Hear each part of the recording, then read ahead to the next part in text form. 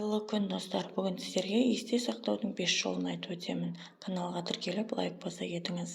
Адамның есте сақтау қабілеті тұрақты бола бермейді. Уақыт өте келе нашарлап, ұмытшақтыққа келіп соқтыруы да мүмкін.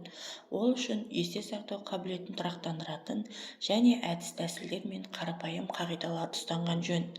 Есте сақтау қабілетін жақсарту туралы пайдалы кеңестер де өте көп, әрине. Дегенмен, есте сақтауды жақсартудың бірнеше жолдарын ғалымдар дәлелдеп кеткен. Ол көзге арналған жаттығулар. Егер күнде таңертең 30 секунд бойы көзіңізге жаттығу жасап тұрсаңыз, есте сақтау қабілеті 10%-ға жақсарады. Мұны ғалымдар дәлелдеген. Сондай-ақ көзді жұмып, өткенді еске түсіру де пайдалы. Сурет салу. Бос уақытта болмаса хобби ретінде сурет салу, ол есте сақтауды жақсартады екен. Ғалымдардың айтуынша, суреттің сапасы мен көркемділігі маңызды емес. Бастысы, сурет ойды тынықтандырады. Ойдың тынығуы ол есте сақтау қабілетін жоғарылатады. Ой жаттығулары. Есте сақтау қабілеттерін жақсарту үшін түрлі жаттығулар жасап тұрған дұрыс.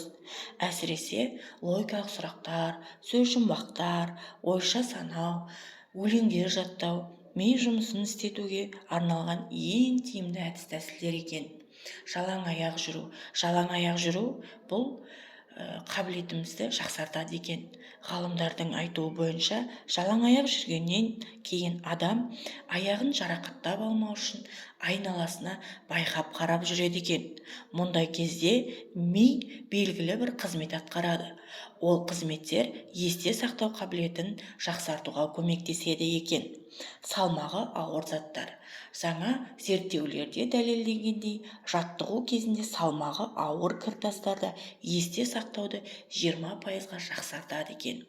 Бір сөзбен айтқанда, миды үнемі жұмыс етіп тұрыңыз.